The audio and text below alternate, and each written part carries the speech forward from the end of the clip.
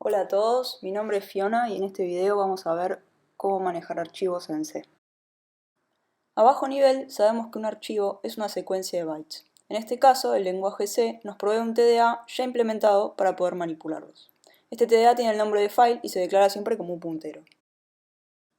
Al trabajar con archivos vamos a querer cubrir 4 operaciones básicas: abrir o crear el archivo según sea necesario, leer, escribir y por último cerrar el archivo. A continuación vamos a ver cómo podemos realizar cada una de estas operaciones. Es importante tener en cuenta que existen más funciones para trabajar con archivos, es decir, el tdafile tiene más operaciones, pero en este caso solo vamos a ver un resumen de las más importantes. Para crear o abrir un archivo vamos a usar la función fileOpen o fopen. Esta función recibe dos parámetros. Por un lado, el nombre del archivo que queremos abrir, y por el otro, el modo de apertura, el cual será un flag que indicará cómo vamos a trabajar con ese archivo. Existen distintos flags, pero vamos a concentrarnos en tres que nos permiten leer archivos de texto. Si pasamos como parámetro una R, el archivo se abre en modo lectura y no podemos realizar modificaciones. Si pasamos como parámetro una W, indicamos que queremos escribir. Es importante tener en cuenta que si un archivo ya existe, write va a pisar todo su contenido, y en caso de que no exista, lo crea en blanco. Por último tenemos la opción de append, que abre el archivo y nos posiciona al final del mismo para agregar contenido. Esta función nos devuelve null en caso de no poder abrir el archivo. Esto es importante porque nos permite handlear los errores. Una vez que tenemos nuestro archivo abierto, podemos empezar a realizar operaciones. Veamos dos conceptos importantes a la hora de leer archivos. Al abrir un archivo en modo lectura, nuestro puntero se ubicará al principio del archivo e irá avanzando a medida que vamos leyendo su contenido. El segundo concepto importante es conocer cuándo llegamos al final del archivo. Esto nos indicará si podemos seguir leyendo o no. Para eso podemos utilizar la función fileEof o directamente la constante EOF. Las dos son intercambiables y básicamente lo que nos indican es si estamos o no al final de un archivo.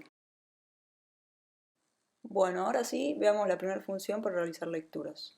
fileGetChar o fgetSep. Esta función lee un byte del archivo y lo retorna como una unsigned char casteado a int o a end of file. En esta porción del código podemos ver que abrimos el archivo, realizamos una única lectura, imprimimos el contenido y por último cerramos el archivo. Esto parece estar bien, pero ¿cómo podemos hacer para leer todo el contenido del archivo? Para realizar la lectura completa de un archivo, podemos utilizar la función de lectura dentro de un ciclo que tenga como condición de corte al menos la constante de fin de archivo. También podríamos agregar algún valor que estemos buscando y que esa sea nuestra condición de corte. Por ejemplo, leer el primer número 2 dentro del archivo. Veamos ahora otra función de lectura, fgetS o string.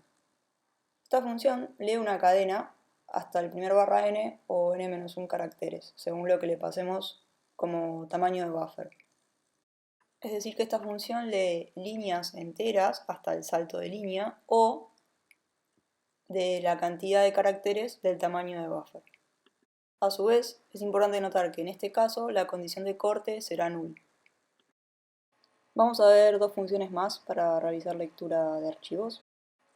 fscanf nos va a permitir leer un archivo con formato. ¿Qué significa esto?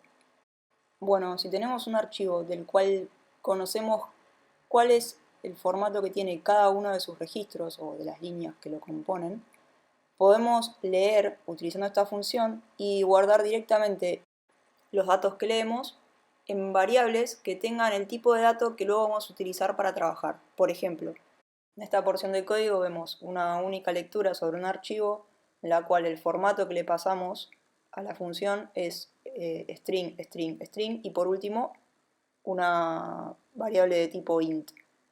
Entonces, una vez que realizamos la lectura, van a quedar guardados los datos con el tipo de dato que luego necesitamos para operar. Por último, vamos a ver cómo trabaja la función getLine. Esta función lee una línea del archivo y la almacena en un buffer, guardando la dirección de inicio del buffer en buffer pointer. Lo que hacemos antes de llamar a getLine es guardar la dirección de un buffer de n bytes de largo utilizando malloc. Si este buffer no es lo suficientemente grande para almacenar la línea que necesitamos leer del archivo, getLine internamente hace un buffer más grande utilizando realloc y actualiza la nueva dirección del buffer en buffer pointer y el tamaño de ese buffer en n. Como getLine puede realizar de forma interna un realloc, debemos trabajar siempre con punteros, dado que los valores de buffer pointer y de n pueden llegar a cambiar. Por último, vamos a ver cómo podemos escribir información en un archivo. Es importante recordar que debemos haber abierto el archivo en modo W o A para poder realizar escrituras.